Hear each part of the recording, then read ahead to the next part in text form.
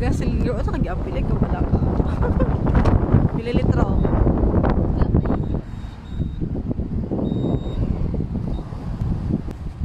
Okay.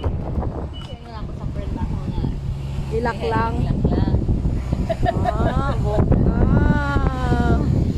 Ano man yung gasolina? Wala. Makatulak ka? Ah, sure.